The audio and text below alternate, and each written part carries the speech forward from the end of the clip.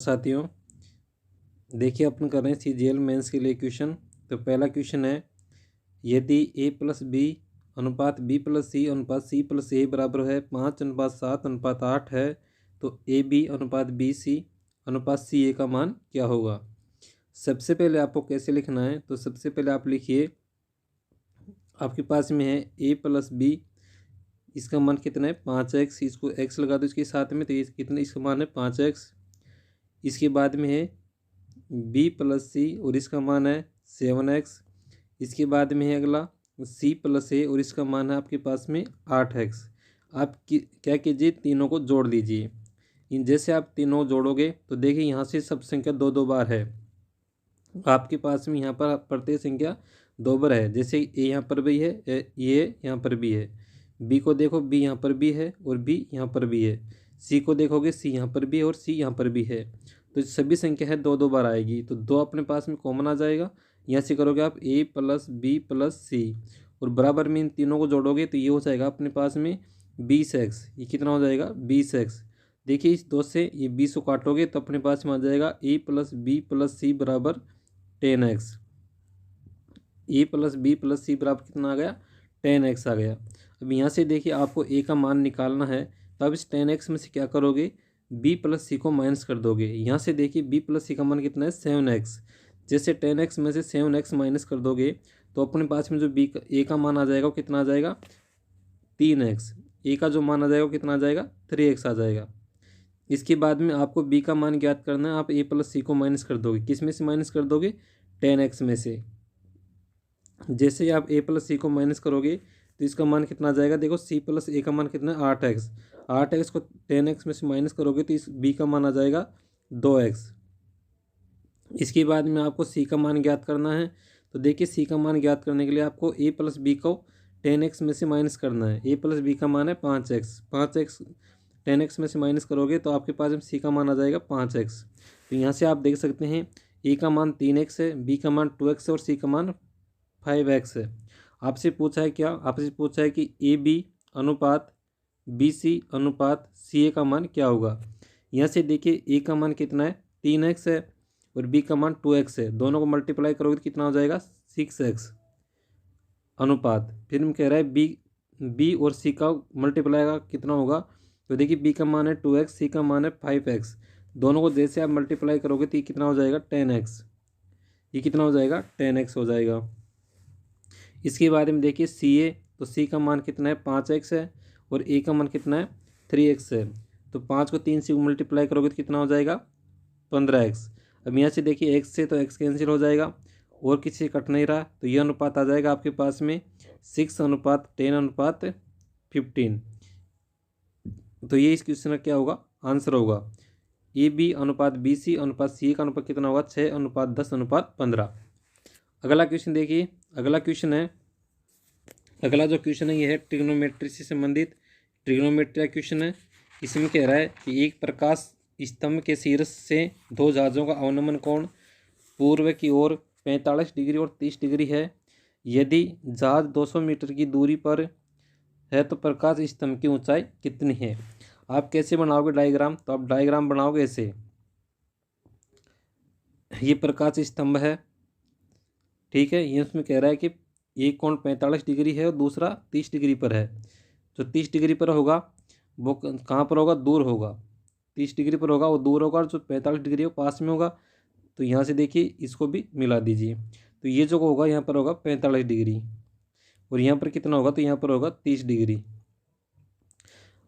अब देखिए 30 डिग्री में जो आधार होता है वो कितना होता है, तो ये जो यहाँ से लेकर के यहाँ तक की जो दूरी होगी वो होगी √3 और 45 डिग्री में आधार होता है 1 और लंब होता है 1 और 30 डिग्री में आधार होता है √3 और लंब होता है 1। तो यहाँ पर समान क्या है, तो लंब समान है 1। समान करने की कोई ज़रूरत नहीं है। यहाँ से देखिए ये जो दूरी दे रखी है आपको, यहाँ से और यहाँ तक की जो दूरी दे रखी है ये दे रखी है आपके क्वेश्चन में 200 मीटर। ये कितनी दे रखी है, तो ये दे रखी है 200 मीटर। तो यानी कि पूरी कितनी है √3 है और यहाँ तक की दूरी कितनी है 1 है। तो आपके पास में जो मान दे रखा है ये मान दे रखा है आपको √3 - 1 बराबर 200 मीटर। देखिए आपको ज्ञात करना है एक इकाई का, क्योंकि एक इकाई क्या है इसकी ऊंचाई है। तो यहाँ से देखिए सबसे पहले क्या करोगे, 200 बटा √3 - 1 इसका कर दोगे। फिर इसके बाद में परिमीकरण होता है ऊपर नीचे अपोजिट साइन से मल्टीप्लाई करते हैं। नीचे माइनस में है तो गुणा किससे करेंगे, प्लस से। तो प्लस से कैसे गुणा करोगे, तो इधर हो जाएगा √3 + 1 अपॉन √3 + 1। इसके बाद में देखिए ये आपके पास में फॉर्मूला बन गया, क्या बन गया, a - b, और ये क्या हो गया, a + b, और a - b और a + b का जो गुणनफल होता है वो होता है a² - b²। a² का मतलब क्या है, √3 का स्क्वायर। √3 का स्क्वायर करोगे तो कितना आ जाएगा, 3, और 1 का स्क्वायर करोगे तो कितना आ जाएगा, 1। तो नीचे कितना आ जाएगा आपके पास में 2, क्योंकि 3 में से 1 माइनस करोगे तो कितना आ जाएगा, 2। तो अब अपने पास में क्या आ गया, तो अपने पास में आ गया 200 बटा 2 इंटू √3 + 1, ये अपने पास में आ गया। देखिए 2 से इसको काटोगे तो ये कितने बार कट जाएगा, 100 बार। ठीक है, इसके बाद में यहाँ देखिए √3 का जो मान होता है, वो होता है 1.732। ये किसका मान होता है, √3 का। इसमें प्लस ऐड 1 करना है तो ये हो जाएगा आपके पास में 2.732। अब देखिए इसको इससे मल्टीप्लाई करना है, किसको, इसको 2.732 को। जैसे आप इसको 100 से मल्टीप्लाई करोगे तो इसका जो मान आ जाएगा वो कितना आ जाएगा, तो इसका मान आ जाएगा आपके पास में 273। इसका मान कितना आ जाएगा, 273.2। लेकिन इसको क्या मान रखा है क्वेश्चन में आपकी, इसमें मान रखा 273। तो प्रकाश स्तंभ उसकी ऊंचाई कितनी आ जाएगी, तो उसकी ऊंचाई का मान आ जाएगा 273 मीटर। प्रकाश स्तंभ की ऊंचाई का मान कितना आ जाएगा, तो इसका मान आ जाएगा 273 मीटर ऊंचा प्रकाश स्तंभ की ऊंचाई है। इसके बाद हम देखिए अगला क्वेश्चन है कि एक त्रिभुज DEF में जो E पर समकोण है, यदि tan D = 15/8 और ED 16 सेंटीमीटर है तो EF का मान ज्ञात कीजिए। यहाँ से देखिए आपके पास में एक समकोण दे रखा है, और समकोण कह रहा है कि E बिंदु पर क्या है, समकोण बन रहा है। इसको मान लेते हैं अपन E बिंदु है, यहाँ पर ये समकोण बन रहा है, इसको अपन D मान लेते हैं, और ये अपने पास में F हो जाएगा। ठीक है, ये अपने पास में क्या हो जाएगा, F हो जाएगा। अभी इधर देखिए, क्वेश्चन में दे रखा है कि tan D बराबर है 15/8। देखिए tan में क्या होता है, आप देखोगे लंब बटा कक्का। इस सूत्र के अनुसार देखो tan का मान क्या है, यानी कि ये तो क्या है, लंब है, और ये क्या है, आधार है। तो देखिए D कौन सा है, ये क्या है, D है। आधार कौन सा होगा, तो आधार अपने पास में ये क्या होगा, आधार होगा। तो इसका मान दे रखा है 8।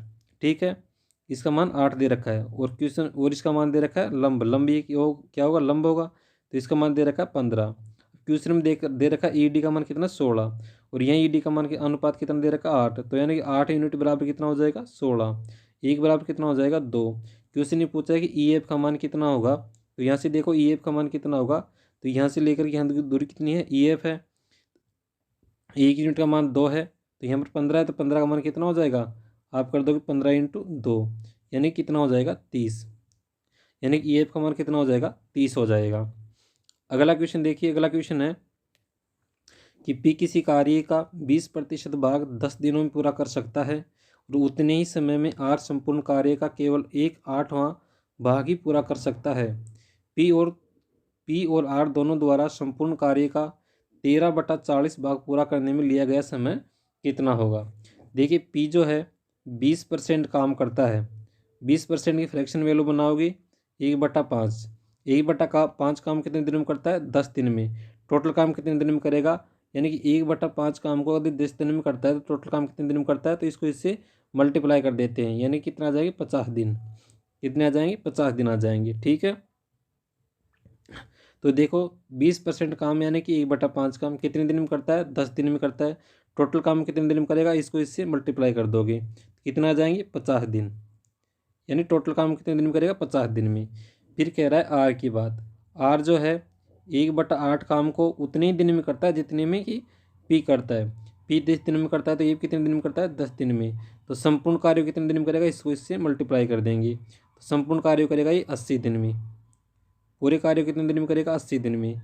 इसके बाद में देखो एलसीएम लेंगे, जो एलसीएम लेते हैं वो आता है इनका टोटल वर्क, और इधर जब भाग देंगे तो यहाँ पर आएगी इफिशियंसी, इनकी क्षमता।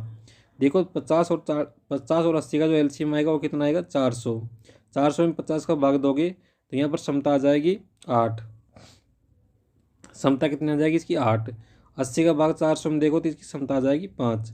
उसके बाद में कह रहा है क्वेश्चन में कि संपूर्ण कार्य का 13/40। संपूर्ण कार्य का 13/40। संपूर्ण कार्य कितना आपके पास है 400। इसका आपको 13/40 निकालना है। देखिए 40 से 400 कैंसिल करोगे तो ये कितनी बार कैंसिल हो जाएगा आपके पास में 10 बार। 10 को 13 से गुणा करोगे तो कितना टोटल वर्क आ जाएगा 130। और 130 को कह रहा है कि इस काम को दोनों मिलकर कितने समय में पूरा करेंगे। तो दोनों की जो क्षमता है वो कितनी है 13। 8 + 5 कितना हो जाएगा 13। 13 की क्षमता से दोनों काम करेंगे तो 130 काम कितने दिन में कर देंगे। 13 से 130 को काटोगे तो 10 दिन में। यानी कि पी और आर मिलकर के इस कार्य को कितने दिन में कर देंगे 10 दिन में इसको समाप्त कर देंगे। अगला क्वेश्चन है कि यदि 8वें वर्ष में 10,000 रुपये 8वें वर्ष में 10,000 रुपये मूलधन पर अर्जित चक्रवर्ती ब्याज 1948.72 रुपये है और लागू ब्याज की दर 10% है, 10% प्रति वर्ष है, तो 9वें वर्ष में अर्जित चक्रवर्ती ब्याज कितना होगा। इसमें देखिए क्या करना है आपको। इस प्रकार जो प्रश्न आते हैं तो इसमें जो चक्रवर्ती ब्याज दे रखा है ये इसको मूलधन मान लेते हैं और इसको मूलधन मान करके उसकी ब्याज की गणना करते हैं। देखिए 10% इसमें दर दे रखी है। 10% की फ्रैक्शन वैल्यू कितनी होती है 1/10। कितनी होती है 1/10। यदि 10 अपने पास में मूलधन है 1 रुपये चक्रवर्ती ब्याज का है तो मिश्र धन कितना हो जाएगा आपके पास में 11 रुपये। तो आपको क्या करना है इसमें कह रहा है कि 9वें वर्ष में अर्जित ब्याज कितना होगा। तो देखिए सीधा सा आप क्या मानोगे इस 1948 को क्या मानोगे मूलधन। जैसे 1948 को मूलधन मानोगे तो आ जाएगा आपके पास में 1948.72 और बटा में कितना आ जाएगा 100। बटा में कितना आ जाएगा 100। ठीक है। और ये 100 कैसे लगाया है यहाँ से अपन को 10 हटा के लगाया है। यहाँ से 10 हट गई है। अब इसी को मल्टीप्लाई करना है 11/10 से। 11/10 से। अब इसके बाद में 11/11 को इससे मल्टीप्लाई करोगे तो जैसे 11 को मल्टीप्लाई करोगे देखो 11 दूना कितना हो जाएगा 22 हो जाएगा। 22 का 2 आ जाएगा। 11 को 7 से मल्टीप्लाई करोगे 77 और 77 2 कितने हो जाएंगे 79। 79 का 9 आ जाएगा हाथ में 7 आ जाएगी। 11 8 का 88 और 88 और 7 कितने हो गए 95 और उसका 5 आ जाएगा हासिल की 9 आ जाएगी। इसके बाद में 11 4 44 और 53 का 3 हासिल की 5। इसके बाद में 11 99 99 और 5 104 104 का 4 और हासिल की 10। इसके बाद में 11 एकम 11 और 10 कितने हो गए 21। 11 और 10 कितने हो गए 21 और ना। और बटे में कितने आ जाएंगे तो 100 × 10 यानी कि 1000 कितने आ जाएंगे 1000। इसके बाद में देखो अपने पास में आप क्या वैल्यू आ गए तो अपने पास में आ गए 21 21 43 और 592/1000। देखो 3 0 छोड़ के अपन को 10 लगानी है तो 10 कहाँ पर लगेगा यहाँ पर। तो ये जो ब्याज होगा 90 वर्ष का कितना आ जाएगा आपके पास में 2143 2143.59। यही आपका क्या होगा 90 वर्ष का ब्याज होगा। यही आपका आंसर होगा। तो इस प्रकार के क्वेश्चन में आप क्या करना है जो चक्रवर्ती ब्याज दे रखा है उसे क्या मान लेते हैं अपन मूलधन मान लेते हैं। तो ये होगा आपके 90 वर्ष का चक्रवर्ती ब्याज। अगला क्वेश्चन देखिए। अगला क्वेश्चन है एक व्यक्ति एक वस्तु को उसके क्रय मूल्य से 10% अधिक मूल्य पर बेचता है। यदि उसने इसे उसके भुगतान से 15% कम पर खरीदा होता और उसे 33 रुपये कम पर बेचा होता तो उसे 10% लाभ होता। वस्तु का क्रय मूल्य कितना है। तो वस्तु का क्रय मूल्य कितना है। देखिए क्रय मूल्य मान लेते कितना है उसका 100 रुपये। क्रय मूल्य कितना है 100 रुपये। ये कह रहा है कि 10% अधिक मूल्य पर बेचता है तो कितने में बेचेगा 110 रुपये में। उसके बाद कह रहा है कि 15% कम पर खरीदता तो 15% कम पर खरीदेगा तो कितने में खरीदेगा 85 रुपये में। इसके बाद में कह रहा है कि इसको 10% का लाभ होता है जब 33 रुपये कम पर बेचता है। यानी कि इसका 10% का लाभ लेगा यहाँ पर तो कितने में इसका जो विक्रय मूल्य होगा वो कितना होगा तो 1 0 से 1 0 कैंसिल हो जाएगी। 5 से काटोगे 17 बार कैंसिल हो जाएगा। 5 से कितने बार हो जाएगा 2 बार कैंसिल हो जाएगा। ठीक है 5 से कितने में कैंसिल हो जाएगा 2 बार।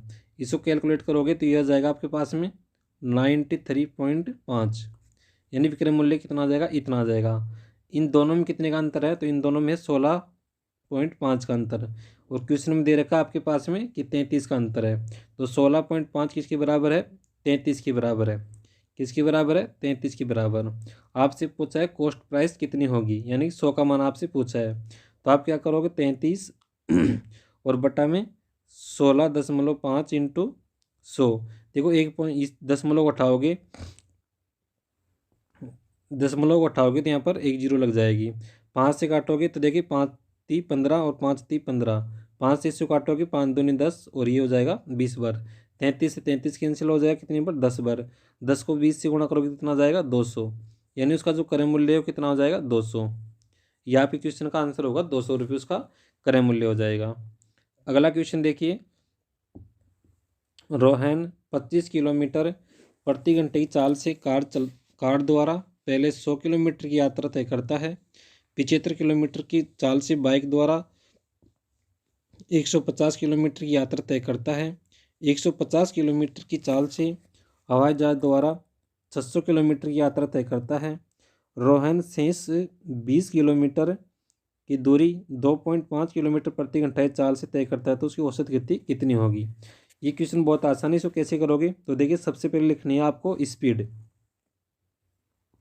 स्पीड लिखनी है, उसके बाद में डिस्टेंस लिखनी है और इधर समय लिखना है। इसके बाद में देखो आपको पता है कि समय ज्ञात करना है। समय जब ज्ञात करना है तो अपन कैसे ज्ञात करते हैं? तो अपन करते हैं दूरी बटा चाल। दूरी बटा क्या करते हैं? चाल। तो इस दूरी बटा चाल से क्या करोगे? देखो सबसे पहले दे रखा 25 किलोमीटर प्रति घंटे की चाल। 25 किलोमीटर प्रति घंटे की चाल से कितनी दूरी तय करता है? 100 किलोमीटर की दूरी। तो देखिए समय कितना हो जाएगा? तो 25 का बाकी समय दोगे 100 में तो कितना आ जाएगा? 4 घंटा। ठीक है। उसके बाद में कह रहा है कि 75 किलोमीटर प्रति घंटे की स्पीड से कितनी दूरी तय करता है? 150 किलोमीटर की। तो 150 किलोमीटर दूर तय करने में कितना समय लगेगा? इसको 2 घंटे। उसके बाद में कह रहा है कि 150 किलोमीटर प्रति घंटे की 150 किलोमीटर प्रति घंटे की स्पीड से 600 किलोमीटर दूरी तय करता है। तो इस 600 किलोमीटर दूरी तय करने में कितना समय लगेगा? 15 चौको 60, 4 घंटे। उसके बाद में कह रहा है कि 2.5 किलोमीटर प्रति घंटे की स्पीड से 20 किलोमीटर दूर तय करता है। तो इसमें टोटल समय कितना लगेगा? 8 घंटे। इसमें टोटल समय कितना हो गया? 8 घंटे। अब इसके बाद हम देखो आपसे पूछा गया है कि औसत गति कितनी है, यानी कि स्पीड निकालने के लिए अपन क्या करते हैं? तो स्पीड निकालने के लिए अपन करते हैं दूरी में टाइम का भाग देते हैं। तो देखिए दूरी तो कितनी हो जाएगी? 100 और 150 कितनी हो गई? 250 और 250 और 600 कितनी हो गई? 850 और 850 और 20 कितनी हो गई? 870। यानी कि 870 किलोमीटर तो क्या हो गई? दूरी हो गई। और समय कितना हो गया? यहाँ से देखो 4 2 6, 6 4 10 और 10 और 8 18। इन टोटल कितने घंटे हो गए? 18 घंटे। तो देखिए दूरी का मान कितना हो गया? डी का मान हो गया आपके पास में 870 और समय का मान कितना हो गया? 18 घंटे। तो क्वेश्चन में आपको इतना ही आंसर था, ऑप्शन में इतना ही था, 870/18 किलोमीटर प्रति घंटा। ये आपकी क्या हो जाएगी? औसत स्पीड आ जाएगी। तो क्वेश्चन में आपके ऑप्शन था 870/18 किलोमीटर प्रति घंटा। तो यही आपके क्वेश्चन का आंसर हो जाएगा 870/18 किलोमीटर प्रति घंटा। इसके बाद में देखिए अगला क्वेश्चन है, यदि विकास 10 किलोमीटर प्रति घंटे की चलता है, ये स्पीड दे रखी है, तो 5 मिनट की देरी से बस छूट जाती है और जब वह अपनी चाल को 20 किलोमीटर प्रति घंटे तक बढ़ाता है तो 10 मिनट पहले बस स्टेशन पर पहुंच जाता है। विकास के गंतव्य से बस की स्टेशन की दूरी किलोमीटर में कितनी है? इसके लिए आपको ये सूत्र याद रखना पड़ेगा। वो सूत्र है दूरी निकालने का चालों का गुणनफल बटा होता है चालों का अंतर इंटू में होता है समय अंतराल बटा 60। इसमें देखिए चालों का गुणनफल, चाल कितनी दे रखी? चाल आपको दे रखी 10 किलोमीटर और 20 किलोमीटर। ये तो आप क्या करोगे? 10 × 20। इसके बाद में कह रहे हैं चालों का अंतर, तो 10 और 20 में अंतर कितने का हो जाएगा? 10 का। गुणा करो किससे? समय का अंतर। समय 5 दे रखा है और यहाँ पर 10 मिनट, यानी टोटल कितना हो गया? 15 मिनट। मिनटों घंटे में परिवर्तित करोगे तो 60 का भाग दोगे। देखिए 10 से तो 10 कैंसिल हो जाएगा, 15 से 60 काटोगे 4 बार कट जाएगा, 4 से 20 को काटोगे तो 5 बार कट जाएगा, यानी टोटल दूरी कितनी आ जाएगी 5 किलोमीटर की। यानी कि गंतव्य स्थान से बस स्टेशन की जो दूरी है कितनी है, तो 5 किलोमीटर की वो दूरी है। अगला क्वेश्चन देखिए, एक दुकानदार ने अपनी वस्तु पर क्रय मूल्य से 150% अधिक अंकित किया और अनुमत छूट में अर्जित लाभ का अनुपात 4:1 है। यदि अर्जित लाभ अनुमत छूट से 180 रुपये कम है तो विक्रय मूल्य का अंकित मूल्य से अनुपात कितना है। देखिए यहाँ पर कॉस्ट प्राइस और मार्केटिंग प्राइस यानी एमपी मान लेते हैं। कॉस्ट प्राइस यदि कितना है 100x है तो ये कह रहा है 150% अधिक अंकित करता है, यानी कि 250 रुपये अंकित करता है। उसके बाद में कह रहा है कि जो छूट है उसका डिस्काउंट और उसका जो प्रॉफिट है उसका अनुपात दे रखा है 4:1। उसके बाद में ये भी कह रहा है कि इन दोनों के बीच में 180 का अंतर है और यहाँ पर अंतर कितने का 3 का। 3 यूनिट बराबर कितना 180, 1 बराबर कितना 60। तो 60 को देखो 4 से मल्टीप्लाई करोगे तो कितना आ जाएगा 240, यानी छूट कितने की 240 की। प्रॉफिट कितने का आ गया 60 रुपये का। तो देखिए विक्रय मूल्य क्या होता है, तो विक्रय मूल्य होता है एक तो आपके पास में कॉस्ट प्राइस प्लस प्रॉफिट, ये भी विक्रय मूल्य होता है। और एक जो विक्रय मूल्य होता है आपके पास में वो ये भी होता है, क्या होता है मार्केटिंग प्राइस माइनस डिस्काउंट। दोनों विक्रय मूल्य है, एक ही वस्तु का दो विक्रय मूल्य कभी नहीं हो सकता, विक्रय मूल्य हमेशा एक ही होगा। तो इन दोनों विक्रय मूल्य को बराबर करते हैं। देखिए कॉस्ट प्राइस यदि कितनी है 100 रुपये, कॉस्ट प्राइस आपके पास में कितनी है 100 रुपये है। देखो इसमें फिर क्या ऐड करोगे लाभ, तो ये क्या आ जाएगा आपके पास में विक्रय मूल्य। तो 100 में 60 ऐड करोगे तो कितना हो जाएगा आपके पास में 100। इसको ऐसे लिखो 100x प्लस में 60 और बराबर किसके है, तो सेलिंग प्राइस यानी मार्केटिंग प्राइस कितना है 250x और माइनस 240। ये इधर देखो 100x का है तो इसको इधर भेज देते हैं तो ये कितने हो जाएगा माइनस का हो जाएगा, तो इधर हो जाएगा 150x और ये इधर जाके किसका हो जाएगा प्लस का हो जाएगा, तो ये कितना हो जाएगा 300। तो 150x बराबर 300, 150 से ये कट जाएगा 2 बार। तो आपके पास में x का जो मान आया वो कितना आ जाएगा 2 आ जाएगा। x का मान कितना आ जाएगा 2। अब यहाँ पर इस x का मान कितना आ गया 2, तो यहाँ पर कितना रख देंगे 2। जैसे 2 रखोगे तो इसका मान कॉस्ट प्राइस कितना हो जाएगा 200 रुपये, क्रय मूल्य कितना हो जाएगा 200 रुपये। यहाँ पर 2 का मान रखोगे तो अंकित मूल्य कितना हो जाएगा 500 रुपये। अंकित मूल्य कितना हो जाएगा 500 रुपये, उसका अंकित मूल्य हो जाएगा। इसके बाद में कह रहा है ये विक्रय मूल्य, और विक्रय मूल्य कितना हो जाएगा तो 200 कितना हो जाएगा 200 रुपये क्या इसका कॉस्ट प्राइस है, 60 रुपये का लाभ लिया है इसने, तो विक्रय मूल्य कितना हो जाएगा 260 रुपये। विक्रय मूल्य कितना हो जाएगा 260 रुपये। अब यहाँ से देखिए ये पूछा है विक्रय मूल्य का अनुपात और अंकित मूल्य का अनुपात पूछा है। विक्रय मूल्य कितना हो गया 260, अंकित मूल्य कितना हो गया 500 रुपये। दोनों को जैसे काटोगे 1 0 से 1 0 कैंसिल, 2 से 9 काटोगे तो ये हो जाएगा 13:25। यही आपका आंसर हो जाएगा 13:25। यानी विक्रय मूल्य का अंकित मूल्य से अनुपात कितना हो जाएगा, तो ये हो जाएगा आपके पास में 13:25। अगला क्वेश्चन देखिए, एक दुकानदार एक किताब को 200 रुपये में बेचता है जिससे उसे 1% का लाभ होता है। यदि किताब का क्रय मूल्य लाभ प्रतिशत के संख्यात्मक मान के बराबर है तो x का मान क्या होगा। देखिए इस क्वेश्चन करने के लिए आपके पास में एक सिंपल सा फॉर्मूला याद रखना पड़ेगा। वो फॉर्मूला है 10 इंटू रूट में y प्लस x नहीं y प्लस 25 माइनस 50। देखिए यहाँ पर जो y का मान हो क्या है आपका, ये जो सेलिंग प्राइस होती है SP ये होता है। यहाँ से देखिए 10 इंटू सेलिंग प्राइस कितनी दे रखी है आपके पास में 200 रुपये, यहाँ लिखोगे 200 रुपये प्लस में 25 माइनस में 50, माइनस में कितना हो जाएगा 50। देखो 200 प्लस 25 कितना हो गया 225, तो ये हो जाएगा आपके पास में रूट में 225 माइनस का 50। 225 किसका रूट होता है 15 का, 15 को जैसे आप इस 10 से गुणा करोगे तो कितना हो जाएगा 150। 150 में से माइनस 50 कर दोगे तो कितना आ जाएगा 100 रुपये। तो आपका आंसर कितना आ जाएगा 100 रुपये। इस प्रश्न का आंसर होगा 100 रुपये। इसके बाद में देखिए अगला क्वेश्चन कह रहा है कि बी का वेतन ए के वेतन से 20% अधिक है और सी का वेतन बी का वेतन से 33.33% कम है। यदि ए का वेतन सी के वेतन से 20 रुपये अधिक है तो तीनों सदस्यों के वेतन का योग कितना है। यहाँ से देखिए, एक तो ए, बी और सी, इसका वेतन इससे 20% अधिक है, ठीक है, और इसका वेतन जो है वो 33.33% कम है। यहाँ से देखिए, यदि इसका जो वेतन 100 रुपये है तो इसका 20% अधिक कितना हो जाएगा 120 रुपये, और इसका 33% कम कितना हो जाएगा आपके पास में 80 रुपये, ठीक है।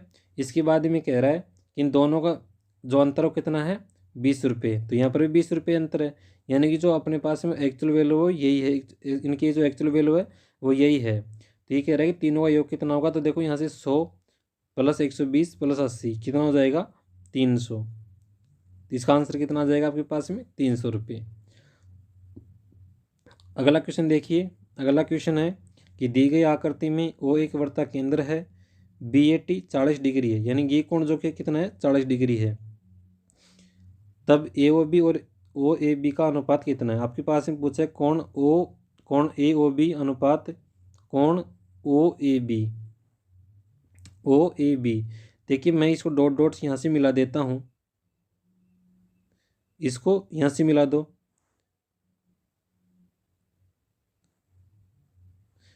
ये केंद्र है, ओ केंद्र है, तो ओ केंद्र से इसको यहाँ मिला दो और इसको यहाँ मिला दो, तो ये क्या हो जाएगा आपके पास में त्रिज्या। और ये जो टोटल कोण होता है इस प्रकार से त्रिज्या और स्पर्श बिंदु के बीच, स्पर्श रेखा और त्रिज्या के बीच में हमेशा जो है 90 डिग्री का कोण बनता है। तो ये जो टोटल कोण है ये कितना हो जाएगा 90 डिग्री का, 90 डिग्री में ये कोण कितना 40 डिग्री का, तो ये जो कोण बचेगा ये कोण कितना बचेगा, तो ये कोण बचेगा आपके पास में 50 डिग्री का। और ये दोनों इस प्रकार जब दोनों क्या होती है, ये भी त्रिज्या है और ये भी त्रिज्या है, तो ये जो दोनों हैं समान, इनकी लंबाई कितनी समान, तो समान भुजाएं समान कोण बनाती है, इसलिए ये भी कितना हो जाएगा 50 डिग्री का। जब ये दोनों कोण 50 डिग्री के हो जाएंगे तो जो केंद्र वाला कोण है कितना हो जाएगा 80 डिग्री, क्योंकि तीनों कोणों का मान कितना होता है 180 डिग्री। 180 डिग्री मीन 50 ये और 50 100 डिग्री ये हो गया, तो 80 डिग्री ये कितना हो जाएगा 80 डिग्री। इसके बाद में पूछा AOB, तो AOB का मान कितना आ जाएगा आपके पास में 80 डिग्री अनुपात OAB का मान कितना हो जाएगा 50 डिग्री। तो देखिए 1 0 से 1 0 कैंसिल हो जाएगी, तो AOB अनुपात OAB का मान जो आ जाएगा वो आ जाएगा 8:5। इन दोनों कोणों का जो मान आ जाएगा कितना आ जाएगा 8:5 आ जाएगा। तो ये थे CGL मेंस के लिए कुछ इंपॉर्टेंट क्वेश्चन जो आपके टेक्स्ट बुक के टेस्ट जो सीरीज है उसमें भी क्वेश्चन दे रखे हैं।